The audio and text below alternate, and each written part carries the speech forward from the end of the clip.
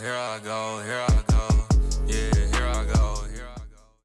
Welcome in, everybody, to another episode of The Tech with your host, Jackson Burleson, of course. And let's go ahead and get into some Game 4 reactions of the NBA Finals. Because this was a weird game for the Oklahoma City Thunder. This was, first of all, this is a game they needed to have. Everybody knows that the Thunder needed to win this game. I mean, going down 3-1, the odds, they're not favoring you. I mean, we've only seen one team in NBA history come back down 3-1 to win a title. So the Thunder knew what was at stake, but also the Pacers knew what was at stake of going up 3-1 and taking control, complete control of this series. Because in my personal opinion, I thought the Pacers had this game on lock. They had control basically the entire game. And then the Thunder just kept hanging around. And in the fourth quarter, SGA had 15 points, was getting to the free throw line. Now, whether people want to sit here and say he was pushing off on some of his shots, I believe he was. There were a couple times where he was pushing off, could have called an offensive foul, but they always let that slide for him because he's the league MVP. They're not going to call those kind of fouls, especially when it's the NBA Finals and everyone seems to be hand checking on every play. But I don't know. The foul calls seem to be very weird. They're super inconsistent for me because there was that one play where Miles Turner blocked a shot, got it all ball on Chet Holmgren, and they called a foul. And then there's one play where basically Obi Toppin just goes into Caruso shoulder first, just rams into him. They call it flagrant, which I'm not really sure. Like a flagrant is an unnecessary act. And then you got Lou Dort obviously going for the ball, accidentally hitting Obi Toppin in the head. I mean, there's a lot of things going on when it comes to fouls. They were calling it a little bit tight at the end of the game, but most of the game they were letting these guys play, and SGA getting on the free throw line, that's where he lives. I mean, he hadn't really taken any free throws in the first half, and then before the fourth quarter, he only took like 2 free throws. So like having a guy like that not take free throws for that long amount of time, I mean, one, it helped the Pacers because SGA was tired. Now, the Thunder had a good strategy of substituting him in and out of the game and not having him be so tired, because when you have a team like that that's going to full court press you the entire time, like you got guys like TJ McConnell, Nembhard, who are in your face. Like TJ McConnell is a guy that I have really think has made just the most impact on this series. Just for the first 4 games. I mean, in game 3, he had 5 steals and 5 assists off the bench, which never happened in the NBA Finals. And then Nembhard, he's played with SGA. They're both from Canada. They grew up together. He knows how to guard Shai. But Shai's still going to get his. I mean, Shai, to me, in this game 4, didn't have, like when you watch him, it's like he didn't have the easiest game when it came to him scoring 35. I mean, he had to earn every single point of that 35. Bringing the ball up the floor, like having to gather himself, then go to the basket. And he had no assists in this game, which hasn't happened all season for him, which I'm actually kind of shocked about because he usually gets a couple assists. He usually gets his teammates going, but he just wasn't able to. And the offensive rhythm for the Thunder in the half court has been all over the place. It has really been sporadic, in my opinion, throughout this entire series, and this game in particular. But I mean, I feel like OKC, they got what they needed out of Alex Caruso tonight. I mean, he's had 20 2 20-point games this series, tonight was the second one. He showed up big. He was hitting some big shots at the beginning of the fourth quarter, kind of calming this team down. That's why you go and get a guy like that, a guy who has won a championship. That is why the Thunder went and got him. That's why they traded Josh Giddey. That's why they get the guy like that who can play defense, and he's not really known for his scoring, but he can score the ball when he needs to. And that's when you do something like that. And they finally went back to putting Hartenstein and Holmgren in the starting lineup. And why fix something when it's not broken? I mean, you've been riding with that lineup all season long. You have to keep it going. You have to. I mean, I liked him going back to that lineup because this Thunder head coach has been really known for just sticking with the lineup, but also going with some new looks. And we saw in this game that the Pacers, they're not going away. This series is going 7, and I said at the beginning of this series that the Thunder were going to win in 7 games. And I still stand by that because now they have home court advantage back for these next 3 games. But I mean, we know the Thunder are going to win game 5. The Pacers are going to win game 6. And then game 7 is honestly a toss-up, but I'm going to give it to the Thunder because I just don't see the Pacers winning 2 games at OKC this series. That's just my personal opinion. They snagged one.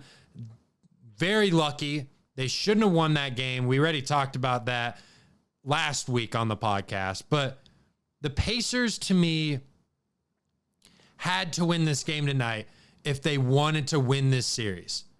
They had to win this game 4. And they had it. They had it. They were up by 10. But the Thunder just crawled their way back. This is how game 1 went. The Pacers were down, and they came back. I mean, the reason the Pacers lost this game is because they couldn't knock down their free throws at the end of the game. They could not do it. Like, you have to hit your free throws. And they were creating turnovers. They were giving themselves opportunities. But you have to take advantage of this bad three-point shooting because the Thunder only hit 3 threes, a season low. They shot 17% from the three-point line. Like, I'm sorry, but like most of the time in this modern day NBA, if you shoot 17% from the three-point line, you're not going to win. You're just not going to win games. Like, I'm honestly shocked that the Thunder shot this poorly from 3 and won this game. Like, that's crazy to me. Crazy. I mean, and then when you look at these numbers for the Thunder, I mean, and most of the time, like, it's like, it's not like they were bad shots. Like, 3 threes made in the entire game. But SGA, he made one that was massive in the fourth quarter. He came up big. This was his marquee game. And this game right here reminded me so much of game 4 in the Nuggets series for the Thunder because they were down 2-1 in that series as well going into game 4. And they were down 8 going into the fourth quarter. Very similar to this game. They were down 7 going into the fourth quarter. And they somehow got some stops, prevented this Pacers offense from scoring. That's where they're at their best. Now, I've kind of said this like all playoffs long, like their offense can be a little shaky at times. It concerns me sometimes. But their defense is, I mean, it's generational. Their defense is generational. Like when you've got Chet Holmgren getting 10 plus rebounds, blocking shots, I mean, that is when he's at his best. Now, he is a little sporadic on offense, but he shows up when it matters. I mean, the offensive rebounding, no one was boxing him out in the fourth quarter. He had 2 massive putback dunks. I mean, you gotta be able to box him out if you're Indiana. You can't allow those easy points. You just can't. I mean, let's look at these offensive rebound. I just want to, because offensive rebounds in playoff basketball are just so big. I mean, the Thunder had 12 offensive rebounds to Indiana's 7. And the Thunder out-rebounded the Pacers 10, 43-33. I mean, the Pacers have to be able to rebound. They have to. And like Miles Turner, like he wasn't really hitting his 3-point shots. He was 0 for 6 from 3. 0 for 6. And he only had 2 rebounds. Like, the Pacers are not going to win if Miles Turner is, 1, shooting poorly from the 3-point line, but most importantly, 2, not rebounding the basketball. Like, he has to get rebounds. I mean, this OKC team, Chet Holmgren had 15 rebounds. 15. Hartenstein had 6. Jalen Williams had 7 rebounds. And then you've got Caruso with 20 points off the bench. Jalen Williams had 27. And the Pacers, they only had one guy who had 20 points. And that was Siakam. And Halliburton didn't really shoot particularly well from 3. He was 1 for 7. I would have liked to have seen Halliburton show up a little bit more when it came to the offensive side of the ball. Defensively, he was honestly not bad. Like, he was creating turnovers. He had 2 steals.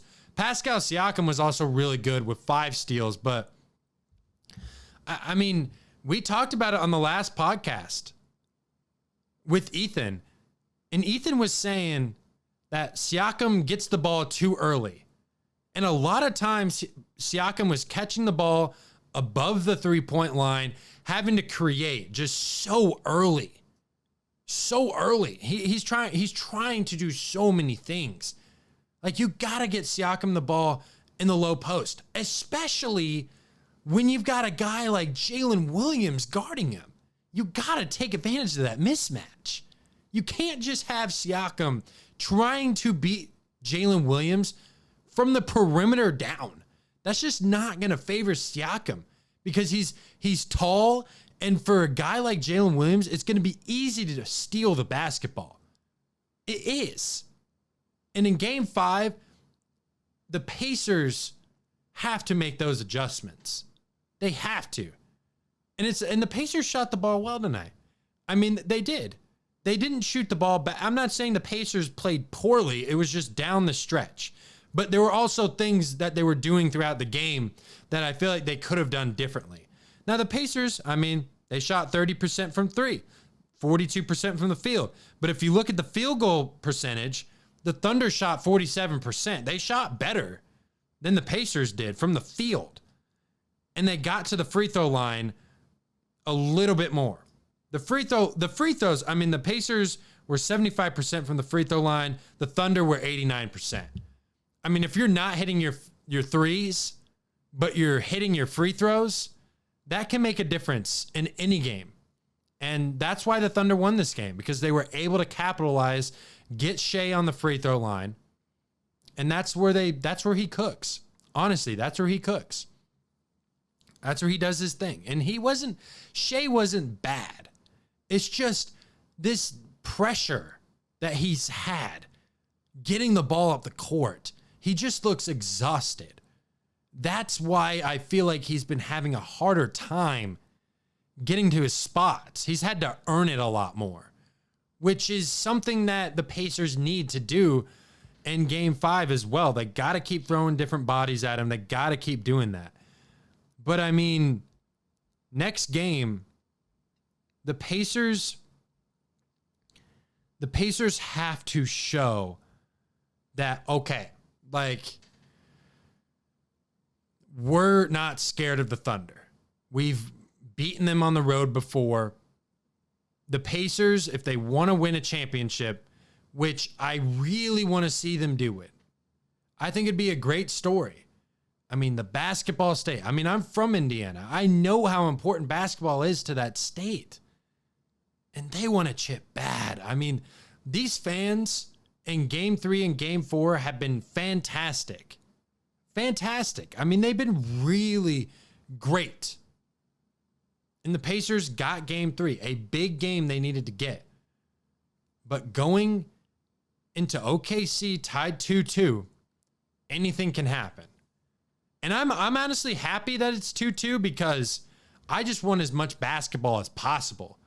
I mean, this finals has been so entertaining to watch. Outside of game 2, which was like a complete blowout, every game of the finals has been must-see TV, especially in the crunch time when it matters. And the Thunder, they're 6-0 in these playoffs after a loss. That's big. They've shown all playoffs long that they can get in these 2-1 holes and come out of them victorious. Because when you're 2-1, when you're down 2-1, it can either go really bad really quick or you're back to square one. And the Thunder have not allowed themselves to get into that 3-1 hole, which is big.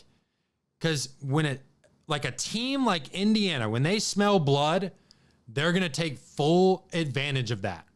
Full advantage of that. I was a little scared for the Thunder that they were going to blow this game, but they didn't. They stayed composed. They got the job done. They didn't let their youth affect them. Alex Caruso came up big. That's what you need. And you need Shai to play the way he played in the fourth quarter. That's what you need. And Jalen Williams has been really good at getting to his spots. In my opinion, I think Jalen Williams has looked a little bit more smooth on the offensive end than Shai. Now, I'm not saying Shai's not great, but Jalen Williams his offensive game has looked a little bit more polished. It hasn't looked as rough. He's been getting to his spots. He's been driving to the basket a little bit easier. He's a little bit faster going by defenders. So that's where it's really played in their favor. But the Pacers need to win game 5. They have to. But winning game 6 also would help them as well. If they don't win game 5, it's not that big of a deal. They just have to get one of these games, obviously. But it'll be very interesting. It'll be a very interesting game 5 because whoever wins game 5 is going to have the edge. And I think the Thunder are going to win game 5. That's why I'm picking them at minus 395 money line. I mean, most of the time, game 5 is the most pivotal series, is the most pivotal game in the series. And whoever wins, and I'm picking the Thunder to win, they're going to take the series. Even when game 6, if the Pacers win game 6, I still think the Thunder are going to take it in 7. That's what I'm looking at. Now, let's go ahead and go to this week's Play of the Week. So, we have another series tied 2-2 in the Stanley Cup Finals. We love some championship sports. I'm so glad that both of these series are tied 2-2 because as a sports fan, I just want as much sports as I possibly can get because it's June and we're not going to have a lot of sports for a while until the NFL season. We got baseball, of course, but you already know NBA, NFL, those are my top 2 sports. But let's go ahead and get into this play of the week. Leon Draisaitl. Sorry if I mispronounced that. Probably did. But he has been really good this postseason for the Edmonton Oilers. He has 2 overtime goals in this series against the Panthers. He's been really good all playoffs long. This is his 4th overtime goal in the playoffs, and he's been fantastic. And the Oilers, they were down 3-0 in this game. In the first period, they pulled their goalie, Stuart Skinner. They inserted another guy, only allowed 1 goal, Calvin Pickard. He had 18 straight stops, including OT saves And I mean, I wonder what they're going to do going forward in game 5 and the rest of this series. Are they going to put Stuart Skinner back in? I mean, he got blown up. I feel like Stuart Skinner's one of those goalies, like, when he gets scored on a lot, he loses his confidence. He just does. But as soon as the Oilers pulled Stuart Skinner after those 3 goals in the first period by Florida, the Oilers started to figure it out. They tied it up 3-3. They were up 4-3 in the third period. They could have won the game, but then the Panthers tied it with 19 seconds left in the third period. I mean, this Stanley Cup has been so fun to watch. I mean, you've had 3 games going to overtime. 2 of them go to multiple. And that's what you like to see. You like to see physical hockey. And it seemed like for a second there that the Oilers were going to go down 3-1 and we're going to have to possibly see them crawl out of this hole again. But they're like, nope, we're down 3-0 in this game. Let's erase this 3-0 deficit in one game so we don't have to come back down 3-1. Because they know what it's like to have to come back down to a crazy deficit. They tried to come back down 3-0 last year. They almost nearly succeeded. But you don't want to be in that situation. And it's tied 2-2. And this is how the Oilers won Game 4 in Florida to put it back 2-2 going into Edmonton for Game 5. This play of the week right here. Evan Bouchard back in his own zone now with Ekholm. But Colson, nice pass across. Here's Draisaitl. He scores! Leon Draisaitl's won it in Game 4 for the Oilers, and the series is tied at 2. Oh, man. What a night this has been. The ups, the downs, the raw emotions. And in the end, Chris, this is a one-hand pass attempt by Draisaitl that goes off Mikkola and finds its way through Bobrovsky.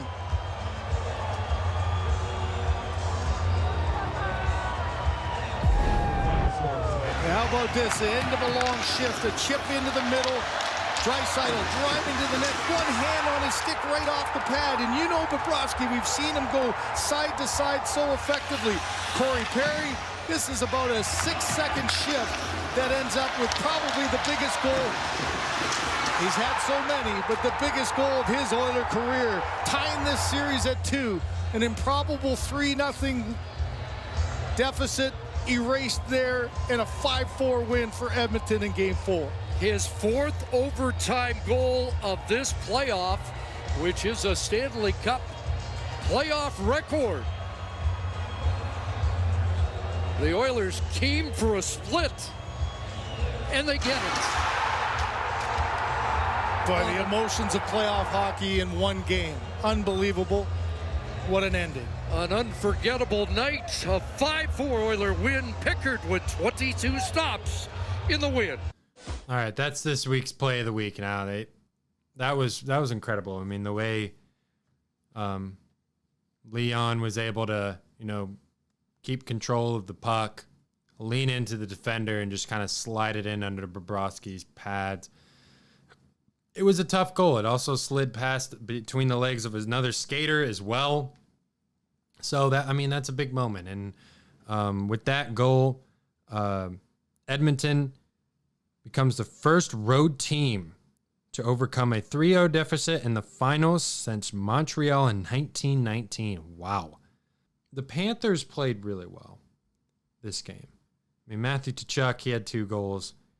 Anton Lundell, he had that late first period goal as well. And Connor McDavid has not even scored a goal in this series. That's the thing that's kind of blowing my mind. He's been a really good playmaker. He's had 2 games with 2 or more assists. Now, I'd like to see him get on the scoreboard more, but I mean, the way he's been playing, getting his teammates involved, I kind of like it.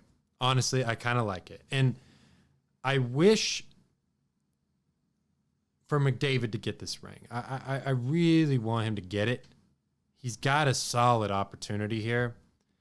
And I think it's crazy that the Oilers are tied with the Panthers 2-2 and Connor McDavid hasn't scored a goal all series.